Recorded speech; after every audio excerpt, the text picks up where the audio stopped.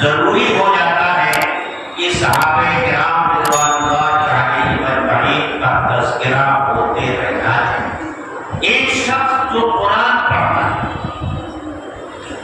اور خالی ذہن ہے، بلکہ ہمارے بہت سے علماء نے اپنی کتابوں میں یہ لکھا ہے کہ ایک غیر مسلم کے سامنے قرآن کریم کی ان آیتوں کا ترجمہ کر کے رکھ دیا جائے جو حضرات صحابہ کرام رضوان اللہ تعالی علیہم اجمعین کے بارے میں نازل ہوئی ہے، وہ ان آیتوں کا ترجمہ پڑھ لے اور ان کو سمجھ لے، پھر اس سے اگر یہ سوال کیا جائے کہ کیا ایسے لوگ بھی اس دنیا میں ہیں اور ہو سکتے ہیں جو قرآن پڑھتے ہوں اور صحابہ کرام کے بارے میں اچھی رائے نہ رکھتے ہوں، تو وہ جو قرآن پر ایمان نہیں رکھتا، جو رسول اللہ صلی اللہ علیہ وسلم پر ایمان نہیں رکھتا، وہ یہ کہے گا کہ ایسا ممکن ہی نہیں۔ قرآن اس صراحت اور وضاحت کے ساتھ صحابہ کرام کے مقام اور مرتبے کو بیان کرتا ہے، ان کی مقبولیت اور اللہ کی محبوبیت کا تذکرہ کرتا ہے۔ قرآن پڑھنے والا کبھی اس بات کو مان ہی نہیں سکتا کہ صحابہ کرام ایسے لوگ ہیں جیسا یہ ان کے والدین بیان کرتے ہیں۔ تو قرآن کریم کی آیات پڑھیے، ایک دو نہیں، بے شمار آیتیں قرآن کریم میں ایسی ہے جن میں صحابہ کے فضائل ہیں، ان اللہ ان کی مقبولیت کا بیان ہے، ان کے ایمان کامل کا بیان ہے، ان کے اعمال صالحہ کا بیان ہے، ان کے تقویٰ کا بیان ہے، ان کے اخلاص کا بیان ہے، ان کی الہیت کا بیان ہے۔ بلکہ اگر یہ کہا جائے تو بالکل درست ہوگا کہ اللہ نے حضرت محمد رسول اللہ صلی اللہ علیہ وسلم کی جو نشانیاں قرآن میں بیان کی، ان نشانیوں میں آپ کے معجزات ہیں، آپ کی پیشین گوئیاں ہیں، آپ کی تعلیمات ہیں، آپ کی پاکیزہ زندگی ہے، اس کے ساتھ ساتھ آپ کے رسول برحق ہونے، اللہ کے نبی ہونے کی ایک بڑی دلیل اور بڑی نشانی حضرات صحابہ کرام رضوان اللہ تعالی علیہم اجمعین کا وجود ہے۔ یہ نشانی ہے اللہ کے نبی حضرت محمد رسول اللہ صلی اللہ علیہ وسلم کی نبوت کی۔ قرآن کی آیت پڑھیے، اللہ تعالیٰ فرماتے ہیں محمد الرسول اللہ،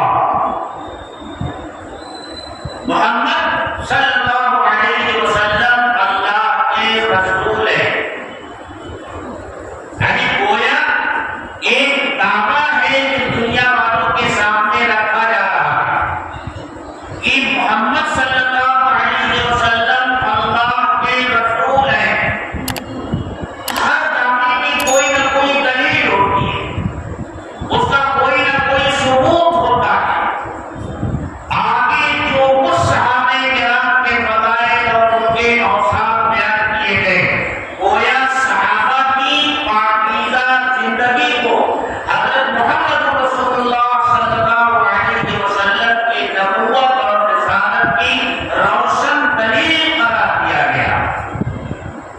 والذین معه اشداء علی الکفار رحماء بینہم تراہم رکعا سجدا یبتغون فضلا من اللہ ورضوانا۔ اور یہ ہمارا مشاہدہ ہے کہ ہم جب کسی معلم کو یہ دیکھتے ہیں کہ اس کی تعلیم کے نتیجے میں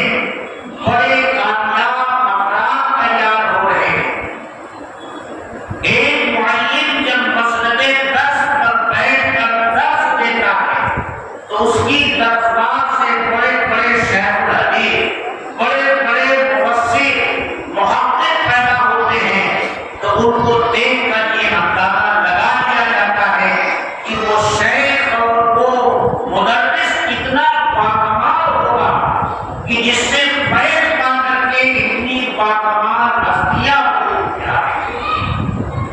اسی طرح اگر ہم یہ دیکھتے ہیں کہ ایک شخص اپنے دواخانے میں بیٹھا ہوا ہے، علاج کر رہا ہے اور ہر طرح کے مریض اس کے پاس آ رہے ہیں جو طرح طرح کی مہلک بیماریوں میں مبتلا ہے، لیکن جو بھی آتا ہے شفا پاتا ہے، تندرست ہو کر کے جاتا ہے۔ یہ دیکھ اور سن کر یہ یقین ہو جاتا ہے کہ وہ طبیب باکمال ہے۔ اسی طرح درسگاہ نبوت میں جو افراد آئے ان کی اخلاقی زندگی کیسی تھی؟ وہ دنیا کے سب سے بگڑے ہوئے لوگ تھے، ان کی روحانی حالت کیسی تھی؟ لیکن اس مربی نے، اس مزکی نے، اس طبیب نے ان کو اتنا باکمال بنا دیا، جنہیں خود اپنا راستہ معلوم نہیں تھا، وہ دنیا والوں کے لیے ہادی بن گئے۔ تو یہ دلیل ہے حضرت محمد رسول اللہ صلی اللہ علیہ وسلم کے رسالت کی، یعنی جس طرح یہ کہنا بالکل وجہ ہے کہ اس دنیا کی ہر چیز دلیل ہے اللہ کے وجود کی، ہر شے پکار کر کہہ رہی ہے یہ کوئی ایسی ہستی ہے جس نے مجھے بنایا ہے، جس نے مجھے وجود بخشا ہے۔ ٹھیک اسی طرح ہر صحابی اللہ کے رسول صلی اللہ علیہ وسلم کی رسالت اور نبوت کی روشن دلیل ہے۔ یہ صحابہ نبوت کی دلیل ہے، نبوت کی نشانی ہے۔ ان کے فضائل اور مناقب پہ جواب ہے۔ اس سلسلے کی چند آیات میں نے پڑھی، انہیں کی مختصر تشریح۔ آپ یہ سمجھیے کہ یہ امت اس کے تین طبقے، ایک طبقہ صحابہ کا ہے اور دوسرا طبقہ صحابہ کے بعد آنے والوں کا ہے جو قیامت تک کا ہے، اور پھر صحابہ میں دو طبقے، دو بڑے طبقے، مہاجر اور انصار۔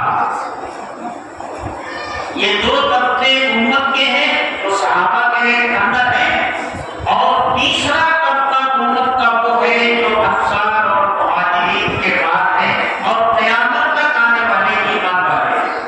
یہ تیسرا طبقہ ہے۔ جو آیتیں میں نے پڑھی ہیں، ان آیتوں میں اللہ تعالیٰ نے ان تینوں طبقات کو بیان فرمایا، ہر طبقے کی خصوصیات بیان فرمائی۔ سب سے پہلے اللہ تعالیٰ نے مہاجرین کا تذکرہ کیا، ان کے چند اوصاف ذکر کیے اور فرمایا اصل میں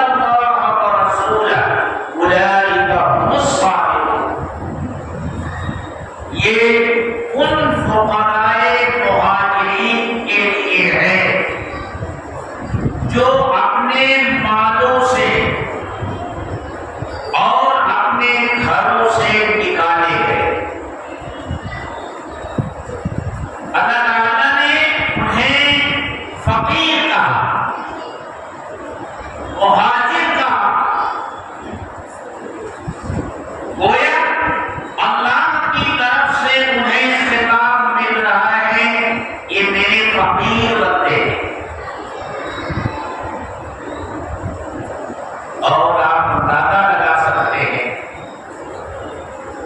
کہ کوئی محبوب اگر اپنے محبت کرنے والے کے بارے میں یہ کہہ دے کہ یہ تو میرے گلی کا فقیر ہے، یہ میرے دروازے کا فقیر ہے، اس محبت کرنے والے کے لیے کتنا بڑا اعزاز ہوگا۔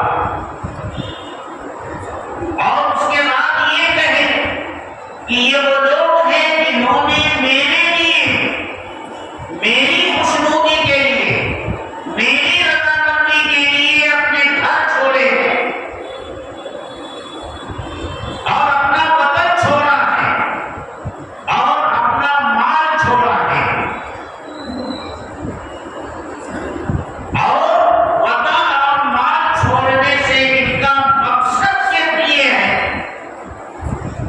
کہ یہ میری رضامندی چاہتے ہیں، میرا فضل چاہتے ہیں، یعنی یہ مخلص ہے۔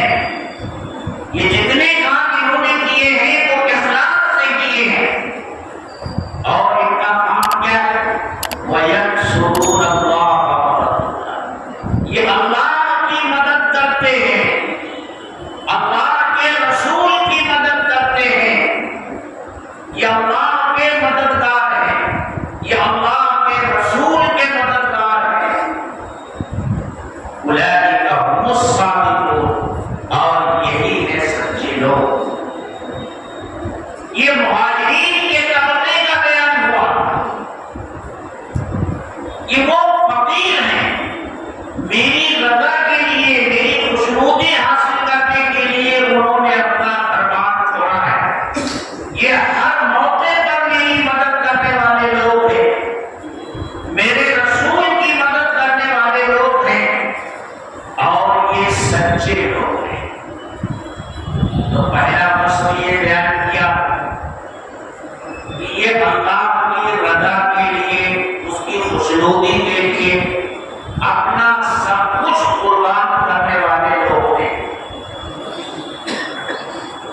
دوسرا وصف یہ بیان کیا کہ یہ مخلص ہیں، انہوں نے کسی ذاتی نفع کے لیے اپنا وطن نہیں چھوڑا، ان کے سامنے صرف رضائے الہی ہے۔ اور تیسرا وصف یہ بیان کیا کہ یہ ہمہ وقت اللہ اور اس کے رسول کی مدد کرنے کے لیے تیار رہتے ہیں،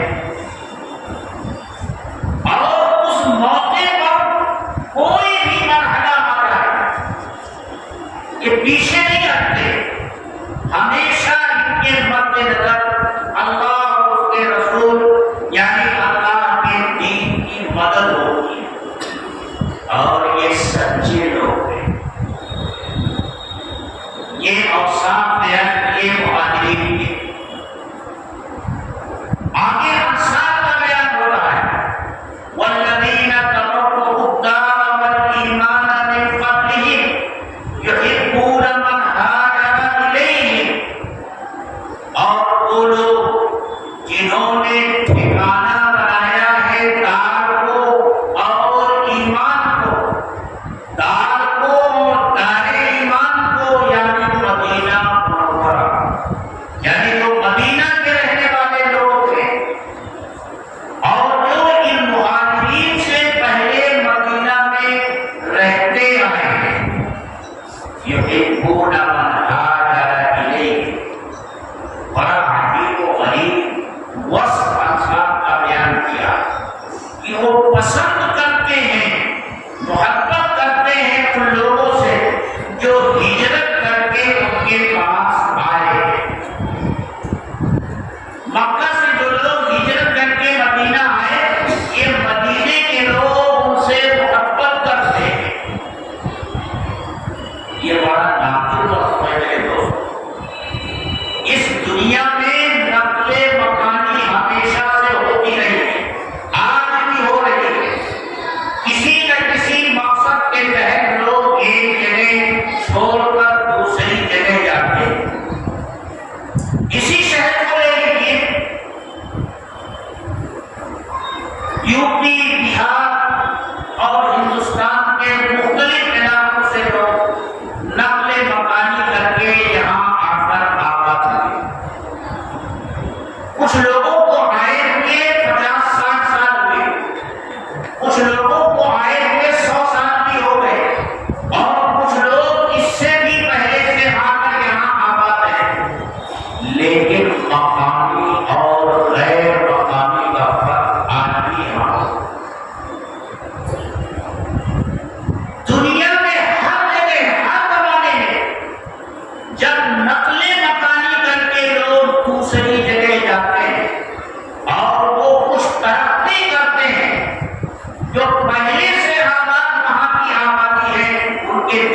حسد پیدا ہوتا، ان کی ترقی کو دیکھ کر وہ خوش نہیں ہوتے، محبت کے بجائے ان کے دلوں میں نفرت کے جذبات پیدا ہوتے۔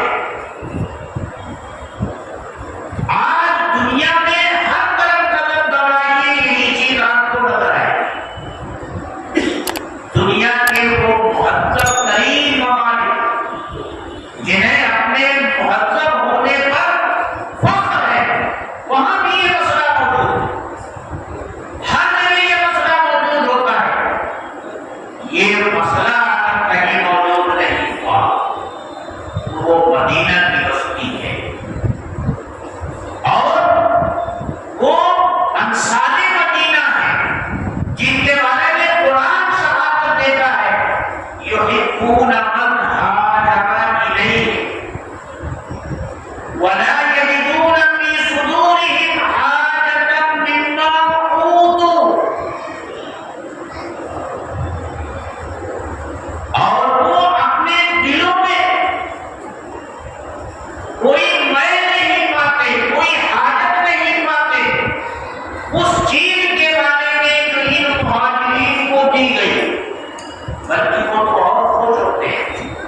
دراصل واقعہ یہ ہوا تھا، جب بنو نذیر کو اللہ کے رسول صلی اللہ علیہ وسلم نے جیرا وطن فرمایا تو ان کے اموال، ان کے باغات، ان کی زمینیں، ان کے مکانات وہ سب چھوڑ کر گئے۔ اللہ کے رسول صلی اللہ علیہ وسلم نے انصار کو بلایا اور ان سے کہا، دیکھو یہ تمہارے مہاجر بھائی ہیں، یہ بنو نذیر کی چھوڑی ہوئی جو جائیدادیں ہیں اس میں تمہارا بھی حق ہے اور مہاجرین کا بھی ہے۔ اگر تم یہ چاہتے ہو کہ میں تمہارے اور ان کے درمیان یہ تقسیم کر دوں تو میں تقسیم کر دوں گا۔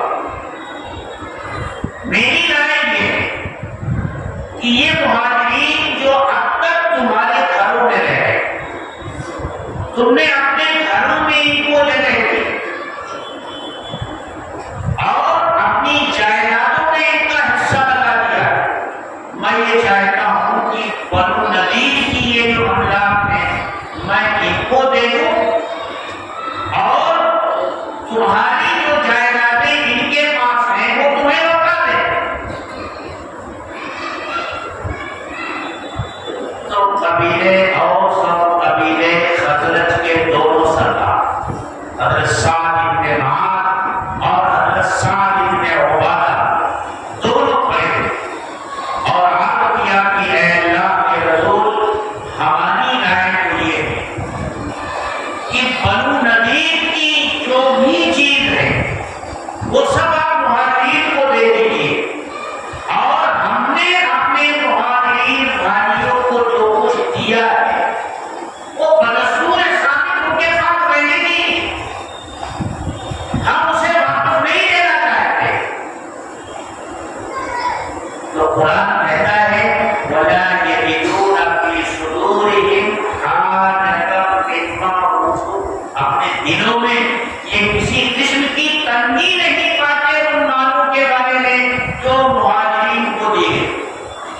وَيُؤْثِرُونَ عَلَىٰ أَنفُسِهِمْ وَلَوْ كَانَ بِهِمْ خَصَاصَةٌ، اور یہ انسان وہ لوگ ہیں جو اپنے آپ پر دوسروں کو ترجیح دیتے ہیں، اگرچہ وہ خود بھوکے ہو، خود بھوکا رہنا انہیں پسند ہے، لیکن دوسروں کی ضروریات کو پورا کرنا ان کی اولین ترجیح ہوتی ہے۔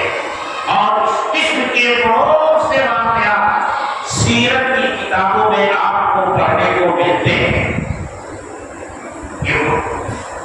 ایک واقعہ سیرت کی کتابوں میں ذکر کیا گیا کہ ایک مرتبہ اللہ کے رسول صلی اللہ علیہ وسلم کی خدمت میں ایک شخص آیا اور اس نے کہا کہ اے اللہ کے رسول، میں بھوکا ہوں، آپ نے اپنے ایک گھر میں آدمی بھیجا کہ کچھ کھانے کو ہو تو لے آؤ۔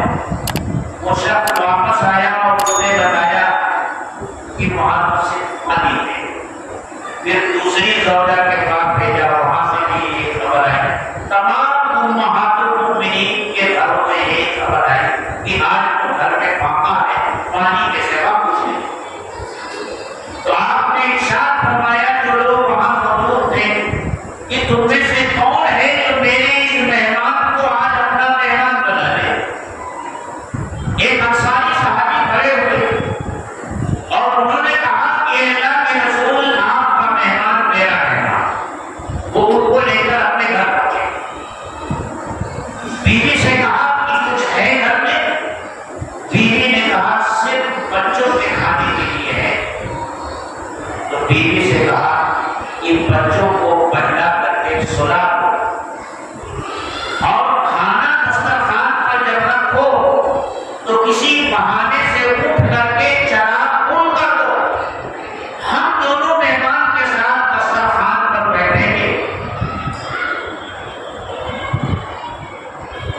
اور ایسا ہم محسوس کرائیں گے اپنے مہمان کو کہ ہم بھی کھانے میں شریک ہیں، لیکن ہم کھانا نہیں کھائیں گے تاکہ مہمان پیٹ بھر کھانا کھائے۔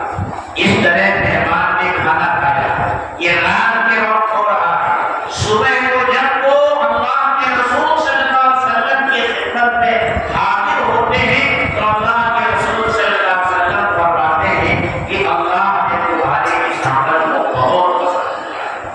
یوسرون علی انفسہم ولو کان بہم خصاصہ ومن یوق شح نفسہ فاولئک هم المفلحون۔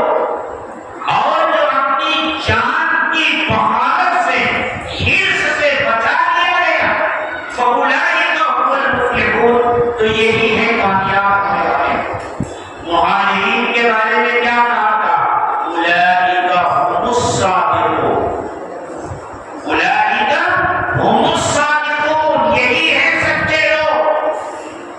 اب اگر دنیا میں کوئی شخص مہاجرین میں سے کسی کے بارے میں یہ کہتا ہے کہ یہ سچا نہیں ہے تو خدا کی قسم وہ جھوٹا ہے، وہ قرآن پر ایمان نہیں رکھتا، اس کا ایمان قرآن پر نہیں ہے، وہ مومن نہیں ہے، وہ مسلمان نہیں ہے جو قرآن پر ایمان نہ رکھے۔